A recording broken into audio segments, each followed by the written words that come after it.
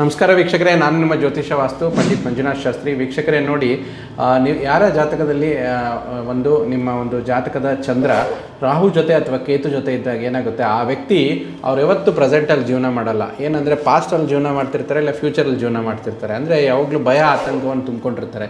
So ಚಂದ್ರ ಸ್ಥಿತವಾಗಿರುವಂಥದ್ದು ರಾಹು ಕೇತು ಜೊತೆ, ಮತ್ತು ಚಂದ್ರ ರಾಹು ಕೇತು ನಕ್ಷತ್ರದಲ್ಲಿ ಇರಬಾರ್ದು. ಈ ರೀತಿ ಎಫೆಕ್ಟ್ಸ್ ಜಾಸ್ತಿ ಕೊಡುತ್ತೆ. ಮತ್ತು ಎರಡನೇ ವಿಚಾರ, ನಮ್ಮ ರಿಸರ್ಚ್ ಪ್ರಕಾರ ನೋಡಿದ್ರೆ ನೋಡಿ, ಯಾವುದೇ ಒಂದು ಜಾತಕದಲ್ಲಿ ಲಗ್ನೇಶನ್ಗೆ ಯಾವ ಗ್ರಹ ದೃಷ್ಟಿ ಇರುತ್ತೋ ಆ ವ್ಯಕ್ತಿ ಆ ಒಂದು ಭಾವನೆಯನ್ನು ಹೊಂದಿರ್ತಾರೆ. ಉದಾಹರಣೆಗೆ ನೋಡಿ, ಲಗ್ನೇಶನ್ಗೆ ಅಂದರೆ ಯಾವುದೇ ಒಂದು ಲಗ್ನಾಧಿಪತಿಗೆ ಸೂರ್ಯನ ದೃಷ್ಟಿ ಇದ್ದರೆ ಆ ವ್ಯಕ್ತಿ ಹೇಳ್ತಾರೆ, ಅವ್ರು ಅಂದ್ಕೊಂಡಿರ್ತಾರೆ ನಾನು ತುಂಬ ಸ್ವಾಭಿಮಾನಿ ಇದ್ದೀನಿ ಅಂತ. ಅದೇ ಚಂದ್ರನ ದೃಷ್ಟಿ ಇತ್ತಂದರೆ ನಾನು ತುಂಬ ಎಮೋಷ್ನಲ್ ಇದ್ದೀನಿ ಅಂತ ಅವರೇ ಹೇಳ್ಕೊತಾ ಇರ್ತಾರೆ.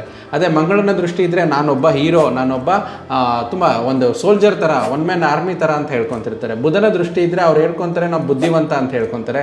ಗುರು ದೃಷ್ಟಿ ಇದ್ದರೆ ನಾನು ಒಬ್ಬ ಆತ್ಮಜ್ಞಾನಿ, ನಾನೊಬ್ಬ ತತ್ವಜ್ಞಾನಿ ಅಂತ ಹೇಳ್ಕೊತಾರೆ. ಶುಕ್ರನ ದೃಷ್ಟಿ ಇದ್ದರೆ ಯಾರು ಜಗತ್ತು ಏನಾರು ಅಂದ್ಕೊಳ್ಳಿ, ನಾನು ಅವರೇ ಹೀರೋ ಮತ್ತು ಅಥವಾ ಹೀರೋಯಿನ್ ಅವ್ರವ್ರಿಗೆ ಅಂದ್ಕೊಳ್ತಾರೆ. ಶನಿಯ ದೃಷ್ಟಿ ಇತ್ತಂದರೆ ನಾನು ಒಬ್ಬ ಕರ್ಮಯೋಗಿ, I am always a work person ಅಂದ್ಕೊತಾರೆ. ರಾಹುವಿನ ದೃಷ್ಟಿ ಇತ್ತಂದರೆ ಏನಾಗುತ್ತೆ, ಅವ್ರದವರೇ ಸಂಶಯ ಪಟ್ಕೊತಿರ್ತಾರೆ.